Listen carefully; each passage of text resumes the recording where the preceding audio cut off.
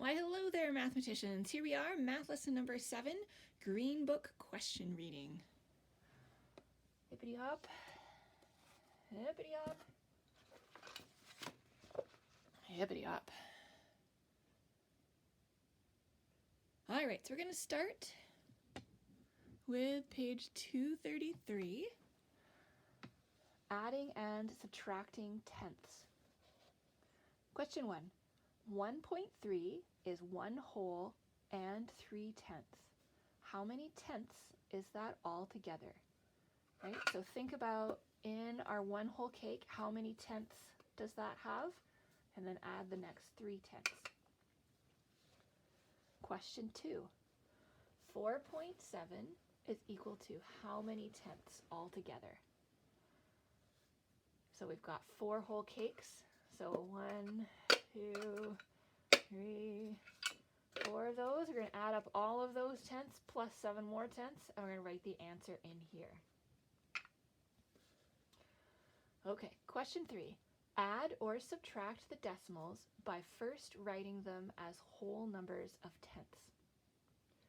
Okay, so basically these guys don't think that you can figure out lining up the decimal points and doing it that way, so they're asking to turn it into a regular number, right? So 2.1 becomes 21 tenths, 1.0 becomes 10 tenths, so we know how to add 21 plus 10 is equal to 31. Okay, so you're taking for this one, we're instead of 1.3, it'll become 13, 1.1 will become 11, then we're going to add, and then we're going to put a decimal point back in.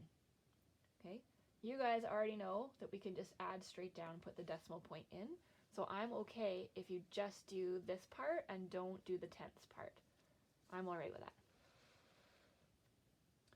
Question 4. Find the sum or difference. So the sum is what you get when you add. The difference is when you're subtracting. So they're using arrows to show adding and subtracting, just to show you that there's another way of doing it. Again, I feel comfortable that you guys are going to be able to do it this way by lining them up. But, so they started out, they had 0.7 plus 1.0. So the first arrow was 0.7 long, the second arrow was 1 full cake long or 10 tenths long, and then they could figure out what it is. Again, I'm not really worried about this because that's just another way of showing adding and subtracting. I think this way is going to be a lot more important for us. Number 5, add or subtract. Okay, so they've already lined up the decimal points in here. The key word here, or. So make sure, look really carefully, the first one's subtracting, the next one's adding. So be really careful to switch your brain back and forth. You might want to circle the adding ones and do all the adding ones first, and then go back and do the subtracting ones. Yeah, if you're not sure about what to do subtracting decimals, then you can leave the subtracting ones until after you watch math lesson number 8.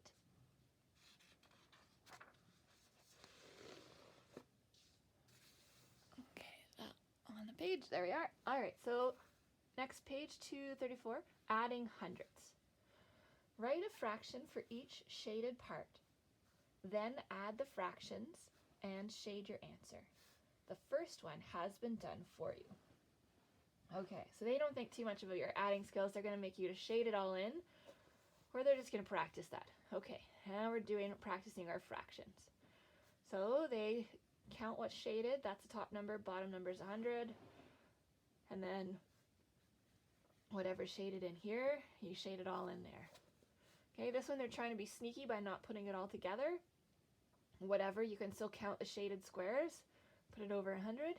Count the shaded squares, put it over 100. Whatever's shaded in here, shade it all in there and put it in here. Question 2. Write the decimals that correspond to the fractions in question 1. Okay, this word correspond, fancy way of saying that match the fractions in question 1. So they've done A for you. So they knew that 28 out of 100 was the decimal 0.28. 50 out of 100 is 0.50. 78 out of 100 is 0.78. Okay, so B matches what you're doing in here. This one matches here. This one matches there. Number 3, add the decimals by lining up the digits. They should really say add the decimals by lining up the decimal points. That's what really matters. Be sure that your final answer is expressed as a decimal. Remember, because that decimal point has to fall all the way down into the answer. They have drawn the decimal points in for you on these first ones here. The second row is just the same, except they haven't written the decimals in and they're trying to be sneaky. So 0.3 plus 0.36, you still have to make sure that it's lined up with the decimal places over top of each other, and then the decimal can fall down into your answer.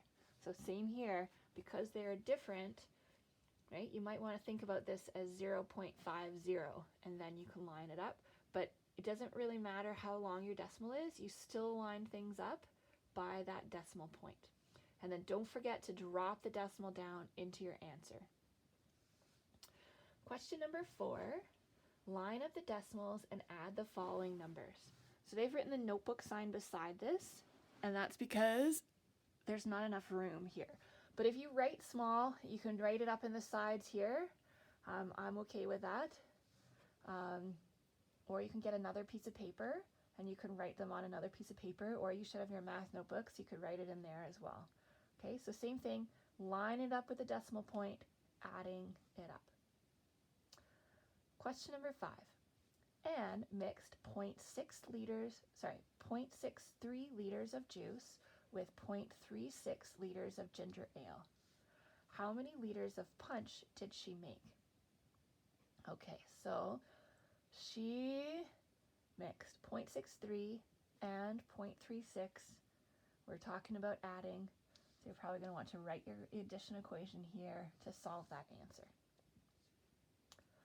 Question number 6. A snake is 0.56 meters long. What fraction of a meter is this? So you should know that a meter is 100 centimeters, right? So 0.56, we can change that into how many out of 100. If 2 snakes of the same length lay end to end, would they be more or less than a meter long? So this time, to figure that one part out, you're going to take 0.56, right, and then add another 0.56 for the second snake. Alrighty, if you have any questions or you get stuck, just let me know, okay? Send me an email. We can Skype or we can Zoom or something like that. Okay, good luck. Happy mathing.